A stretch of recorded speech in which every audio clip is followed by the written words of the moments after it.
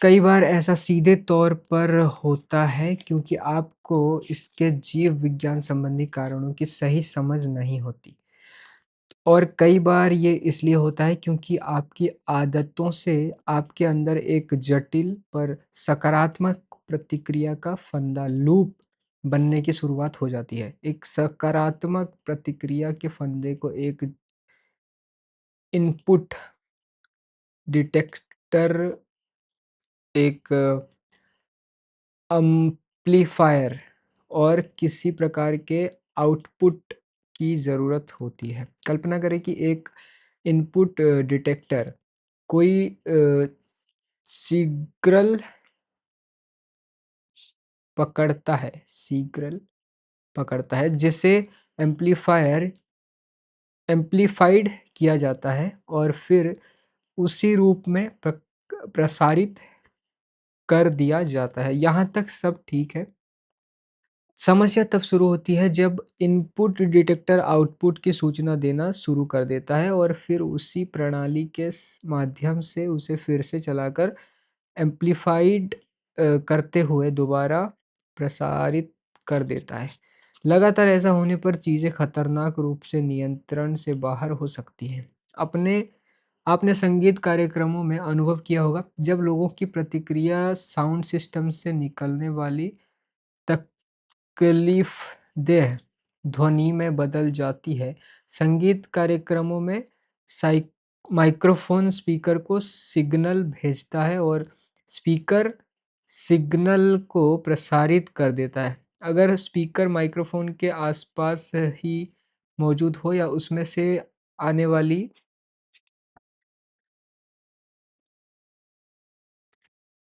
आवाज़ बहुत तेज़ हो, तो माइक्रोफ़ोन उसी सिग्नल को फिर से साउंड सिग्नल में भेज देता है, जिससे साउंड असहनीय स्तर तक एम्प्लीफाइड हो जाता है, प्रबंधित हो जाता है, यानी बढ़ जाता है और अगर कुछ देर तक ये जारी रहे तो इसके चलते स्पीकर खराब भी हो सकता है।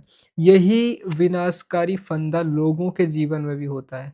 ऐसी स्थिति में अक्सर हम इस पर मानसिक बीमारी का लेबल लगा देते हैं, जबकि इसका लोगों के मन या चेतना से कोई संबंध नहीं होता। शराब की लत या मूड बदलने वाले अन्य किसी भी नशीले पदार्थ की लत एक सामान्य सकारात्मक प्रतिक्रिया की प्रक्रिया है।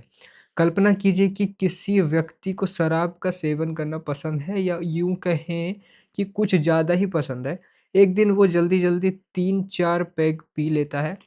जिससे उसके खून में अल्कोहल का स्तर अचानक बहुत बढ़ जाता है।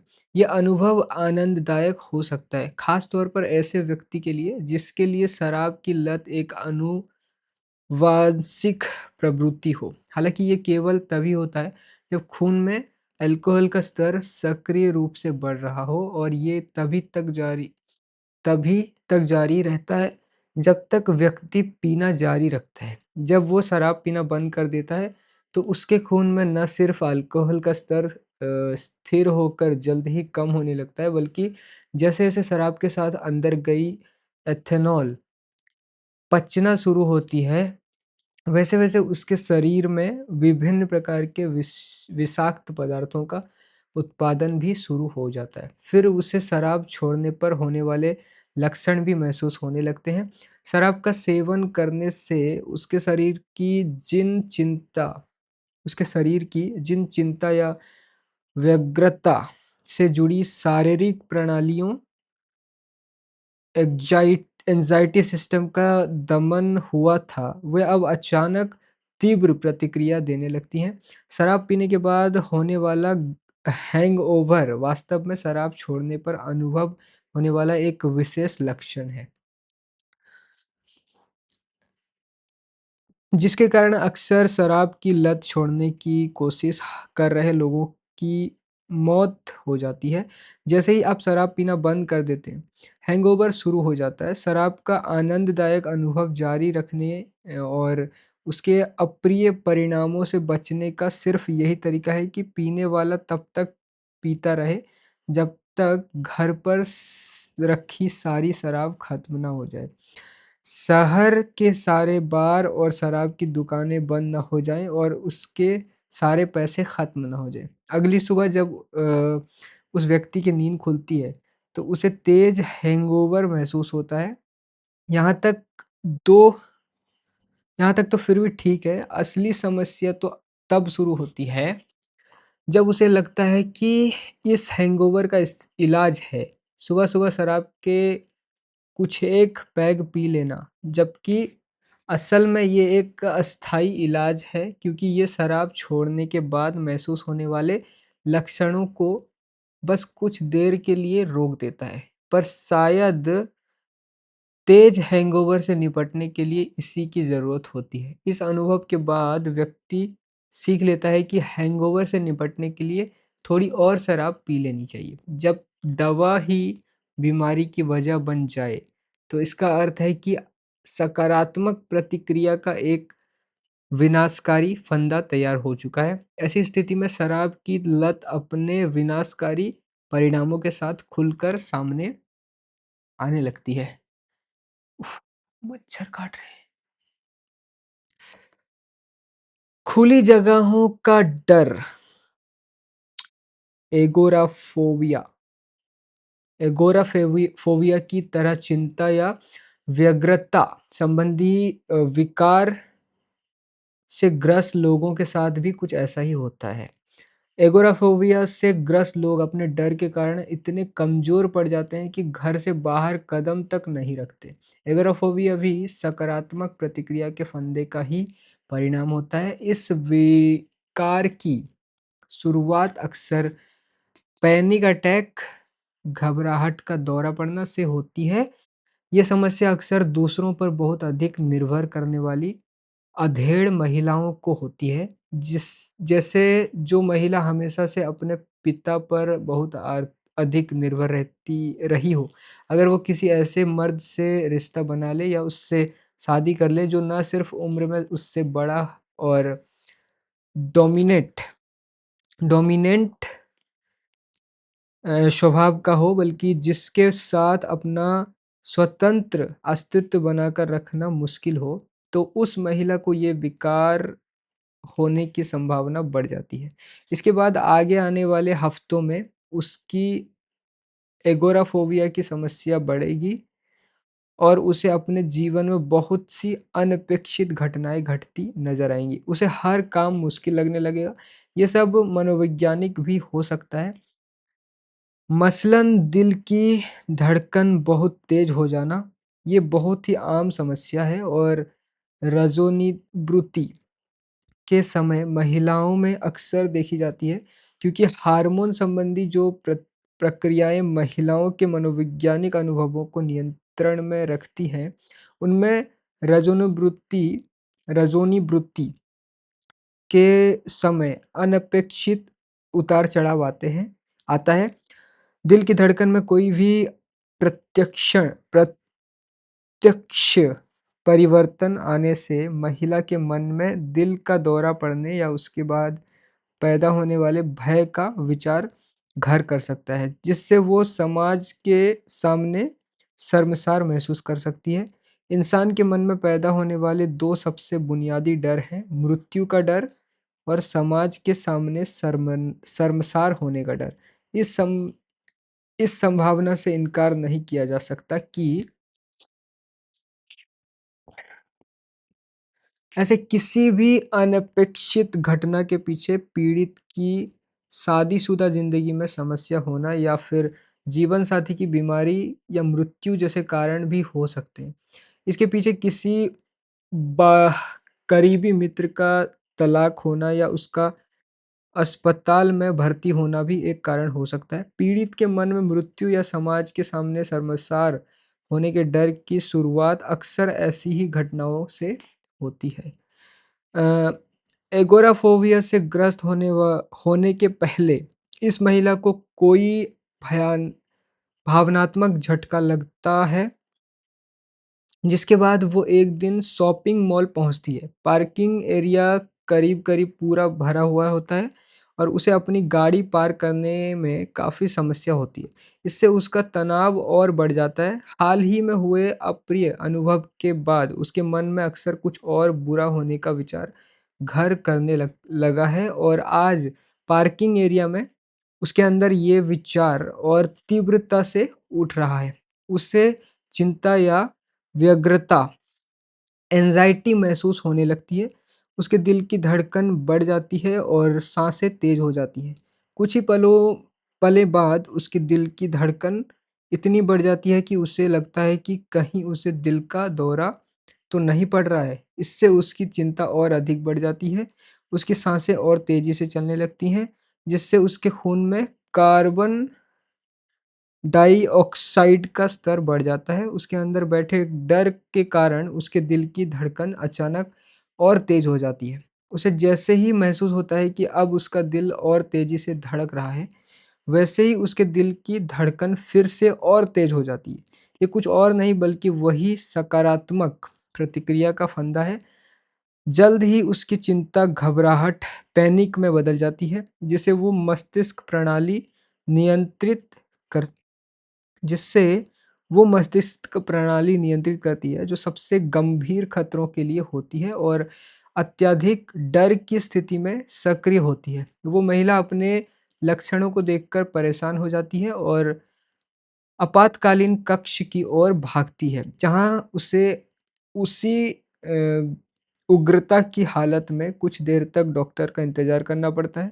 इसके बाद उसके दिल की जाँच होती है। जाँच के परिणाम आने पर पता चलता है कि सब ठीक है और उसे कोई शारीरिक समस्या नहीं है, हालाँकि वो इससे भी आश्वस्त नहीं होती है। एक अप्रिय अनुभव को पूरी तरह एगोराफोबिया बनने के लिए एक अतिरिक्त सकारात्मक प्रतिक्रिया के फंदे की ज़रूरत पड़ती है।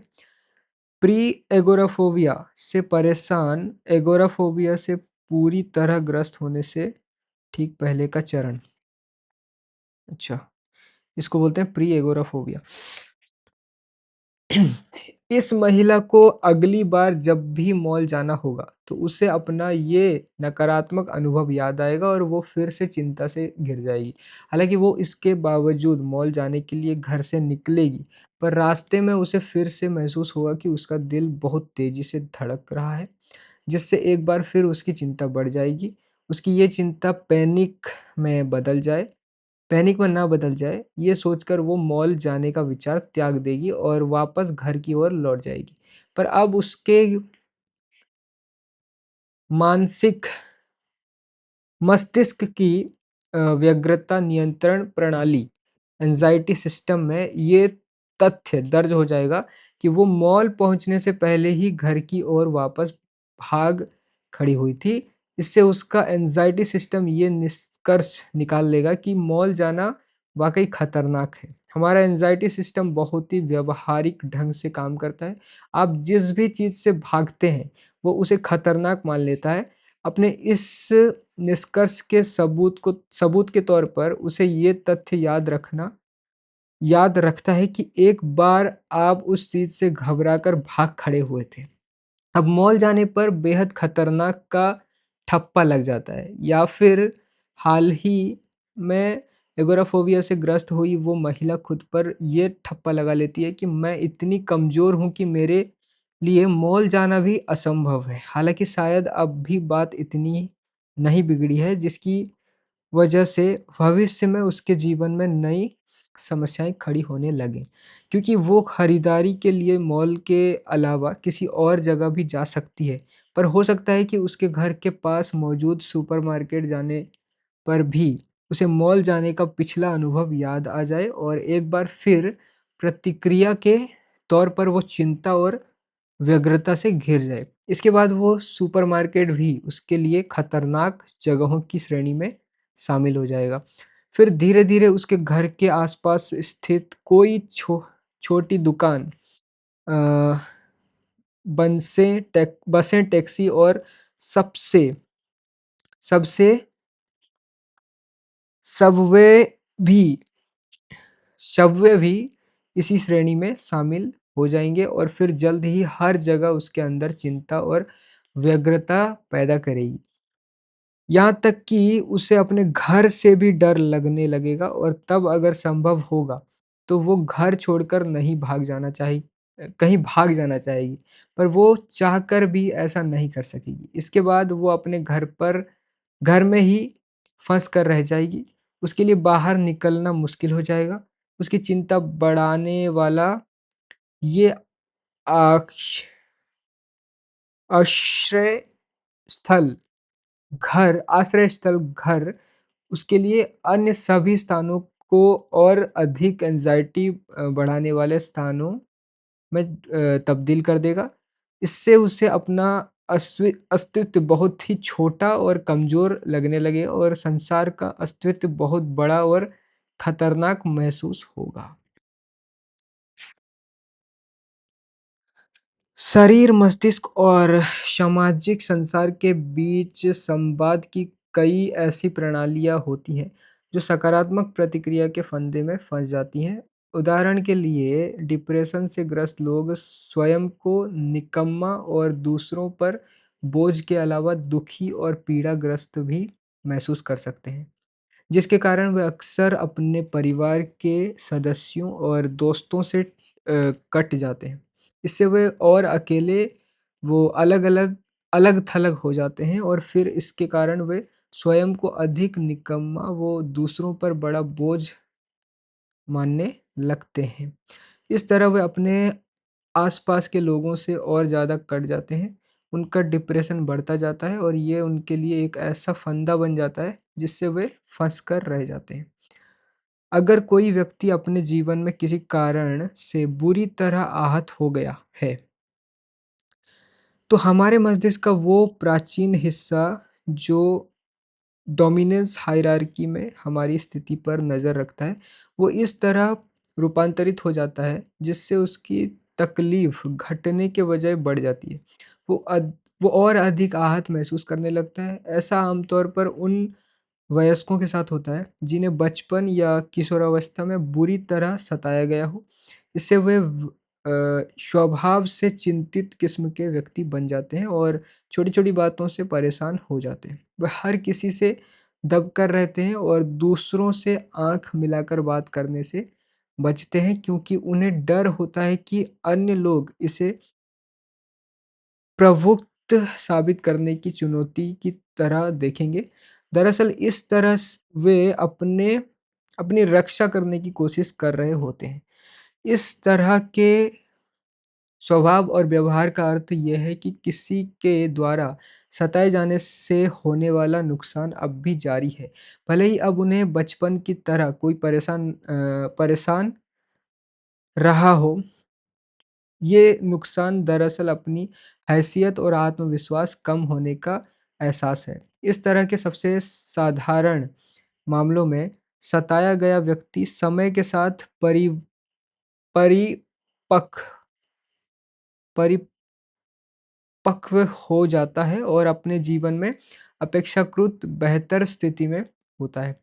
पर वो इस बात पर पूरी तरह गौर नहीं कर पाता, क्योंकि अपनी पिछली वास्तविकता के प्रति उसका प्रतिकूल मनोवैज्ञानिक अनुकूल काउंटर प्रोडक्टिव साइकोलॉजिस्ट एडेप्टेशन जारी रहता है, जिससे वो व्यक्ति ज़रूरत से ज़्यादा तनावग्रस्त वो हमेशा अनिश्चितता के विचारों से घिरा रहता है। जबकि इस तरह के जटिल मामलों में सताए गए व्यक्ति के अंदर अधीनता और दब्बूपन की गहरी आदत विकसित हो जाती है, जिससे वो स्वयं को ज़रूरत से ज़्यादा तनावग्रस्त और अनिश्चित अनिश्चितता अनिश्चितता से घिरा हुआ महसूस करता है। उसके अ, आदतन दब्बू होने के कारण कई लोग अब भी उसे पहले की तरह सताते रहते हैं, यहाँ तक कि उसके आसपास के अपेक्षाकृत कम सफल लोग भी उसके साथ नकारात्मक किस्म का व्यवहार करते हैं। जब ऐसा होता है, तो बचपन में सताए जाने का मनोवैज्ञानिक परिणाम वर्तमान में भी सताए जाने की संभावना को बढ़ा देता है, जबकि आदर्श स्थिति में ऐसा नहीं होना चाहिए क्योंकि अब तो वो व्यक्ति अधिक परिपक्व, अधिक पढ़ा-लिखा और पहले से कहीं बेहतर हैसियत वाला बन चुका होता है और शायद किसी नए शहर में बस चुका होता है। थोड़ा रेस्ट लेते हैं। हुँ। विरोध की आवाज़ बुलंद करना। आमतौर पर लोगों को इसलिए सताया जाता है क्योंकि वे सताने वाले का मुकाबला नहीं कर सकते। ऐसा अक्सर उन लोगों के साथ होता है जो अपने विरोधी के मुकाबले शारीरिक रूप से कमज़ोर होते हैं। बच्चों को सताए जाने के पीछे भी यही सबसे सामान्य कारण है। यहाँ तक कि अगर कोई 6 साल का बच्चा मज़बूत कद-काठी का है तब भी किसी 9 साल के बच्चे से उसका कोई मुकाबला नहीं हो सकता। वास्तव में वयस्क होने के बाद लोगों के बीच शक्ति का ये फ़र्क करीब-करीब मिट चुका होता है। वयस्क अवस्था में उनकी शारीरिक क्षमता करीब-करीब बराबर होती है। हालाँकि महिलाओं और पुरुषों के बीच स्थिति जस की तस ही रहती है क्योंकि पुरुषों के शरीर का ऊपरी हिस्सा महिलाओं के मुकाबले आकार में बड़ा और कहीं अधिक मजबूत व सशक्त होता है। जो लोग वयस्क होने के बाद भी शारीरिक शक्ति का प्रदर्शन करने के लिए दूसरों को सताते हैं, उनके लिए समाज में दंड का प्रावधान होता है। इनमें कोई दो राय नहीं है कि आम तौर पर लोगों को इसलिए सताया जाता है क्योंकि वे सताने वाले का सामना नहीं करते। ऐसा अक्सर उन लोगों के साथ होता है जो दयालु और आत्म बलिदानी स्वभाव के होते हैं। अगर उनकी नकारात्मक भावनाएँ अधिक शक्तिशाली हों और वे किसी परपीड़क दूसरों को सताकर आनंद होने वाला व्यक्ति द्वारा सताए जाने पर बार-बार अपना दुखड़ा रोते हों, तो उनके साथ विशेष रूप से ऐसी स्थितियाँ बनती रहती हैं। उदाहरण के लिए जो बच्चे ज़्यादा रोते हैं, उन्हें ज़्यादा सताया जाता है। ऐसा उन लोगों के साथ भी होता है, जो किसी न किसी कारण से अपने मन में ये मान्यता बना लेते हैं कि किसी भी किस्म की आक्रामकता नैतिक रूप से गलत है। भले ही वो इंसान के स्वाभाविक गुस्से की भावना ही क्यों ना हो। मेरा ऐसे कई लोगों से सामना हो चुका है जो मामूली अन्याय का आक्रामक प्रतिस्पर्धा के प्रति ज़रूरत से ज़्यादा संवेदनशील होते हैं और अपनी उन सभी भावनाओं को मन में दबाकर रखते हैं, जिनसे उनके व्यवहार में आक्रामकता आ सकती है। आम तौर पर ये ऐसे लोग होते हैं जिनके पिता बहुत गुस्सैल या दूसरों को दबाकर रखने वाले स्वभाव के रहे हों। हालाँकि मनोवैज्ञानिक बल अपने मूल्यों के मामलों में भी कभी एक आयामी नहीं होते। आक्रामकता के क्रूरता, अशांति और उत्पात फैलाने की भरपूर क्षमता होती है। ये शक्ति ही इंसान को अत्याचार का सामना करने, सच बोलने और संघर्ष, अनिश्चितता व खतरे के समय दृढ़ आंदोलन करने के लायक बनाती है। इस तरह इसकी नकारात्मक और सकारात्मक क्षमताओं में संतुलन बना रहता है। अपनी आक्रामकता को अपनी सिकुड़ी हुई नैतिकता के दायरे में कैद करके रखने वाले लोग, जो बस नाम के लिए दयालु या आत्म बलिदानी होते हैं, वे आम तौर के लिए वे आत्मरक्षा के लिए या फिर किसी नेक मकसद के लिए भी अपनी आक्रामकता का उपयोग नहीं कर सकते। जबकि किसी खतरे से स्वयं को बचाने के लिए आक्रामकता बहुत ज़रूरी है। सच तो यह है कि अगर आप में किसी को नुकसान पहुँचाने की क्षमता है, फिर भी आम तौर पर आपको ऐसा करने की ज़रूरत ही नहीं पड़ेगी। आक्रामक या हिंसात्मक प्रतिक्रिया देने की क्षमता को जब कुशलता के साथ एकीकृत किया जाता है, तो संभव है कि आपकी आक्रामकता को इस्तेमाल करने आवश्यकता बढ़ने के बजाय कम हो जाती है। अगर कोई आप पर अत्याचार करता है और अगर आप फ़ौरन उसका स्पष्ट विरोध करते हैं, स्पष्ट विरोध का अर्थ है कि आपके विरोध में अनिश्चितता का भाव नहीं होगा और ना ही आपको विरोध करने का कोई अफ़सोस होगा। तो अत्याचार करने वाला अति नहीं करेगा। जब अत्याचार का विरोध नहीं किया जाता, तो उसे बढ़ने का मौका मिल जाता है। तो जो लोग आत्म सुरक्षा और अपने अधिकार क्षेत्र की रक्षा के लिए उचित प्रतिक्रिया नहीं देते, वे दरअसल सामने वाले को अपना शोषण करने या खुद पर अत्याचार करने का मौका दे रहे होते हैं। इसी तरह जो लोग अपनी अक्षमता या अत्याचार करने वाले से कमज़ोर होने के कारण अपने अधिकारों के लिए लड़ नहीं पाते, वे भी उसे अपना शोषण करने का मौका दे रहे होते हैं। सीधे-साधे और अहिंसक प्रवृत्ति के लोग अक्सर अपने सारे निर्णय अ, स अपनी कुछ शयन शयनसिद्ध धारणाओं के अनुसार लेते हैं। जैसे लोग मूल रूप से अच्छे होते हैं।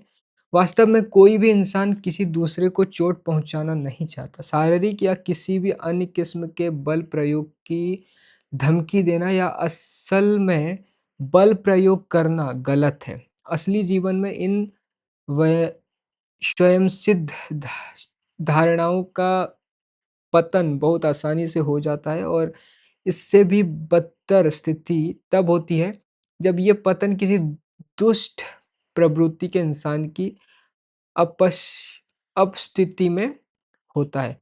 यहाँ बदतर का अर्थ ये है कि ऐसी बचकानी धारणाएँ कई बार अनुचित व्यवहार के लिए आम आमंत्रण का काम करती हैं क्योंकि हिंसक लोग ऐसी बचकानी धारणाओं वाले को अपना शिकार बनाने के मामले में विशेषज्ञ होते हैं।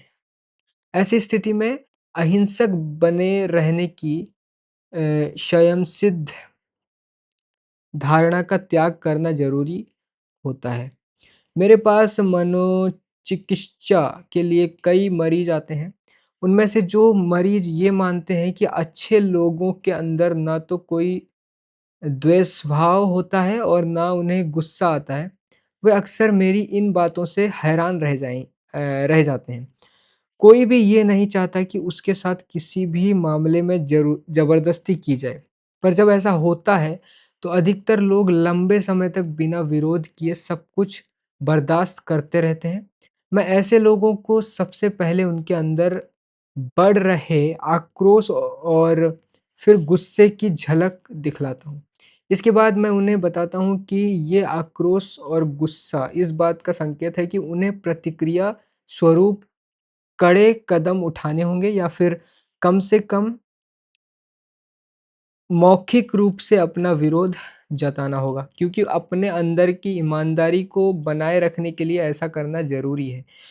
इसके बाद मैं उन्हें बताता हूँ कि वे प्रतिक्रिया स्वरूप जो भी कदम उठाएँगे, वो दरअसल बाद में उन्हें बताता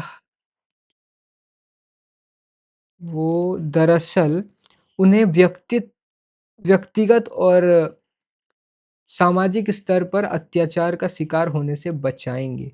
जैसे ज़्यादातर नौकरशाही व्यवस्थाओं में कई दबंग किस्म के अधिकारी होते हैं, जिनके कारण ऐसे कई अनावश्यक नियम और प्रतिक्रिया अस्तित्व में आ जाती हैं, जो दरअसल उन्हें और शक्तिशाली बनाने वो शक्ति प्रदर्शन करने का मौका देने के लिए ही लागू की गई होती हैं। ऐसे अधिकारियों के आसपास काम करने वालों में गहरा आक्रोश पैदा हो जाता है, पर अगर इस आक्रोश का खुलकर प्रदर्शन कर दिया जाए, तो फिर उस दबंग अधिकारी को अपनी सीमा में रहना पड़ता है। फिर उसके लिए पागलपन की हद तक शक्ति प्रदर्शन करना मुमकिन नहीं रह जाता। दरअसल जब कोई इंसान अपने लिए खड़ा होता है या शक्ति प्रदर्शन करने वाले के खिलाफ आवाज़ बुलंद करता है, तो वो ना सिर्फ खुद को बल्कि दूसरों को भी समाज की भ्रष्टता का शिकार होने से बचा लेता है।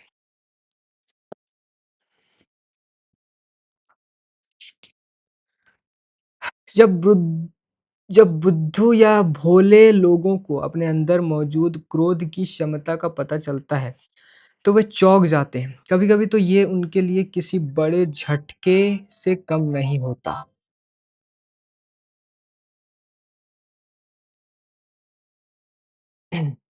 Time over.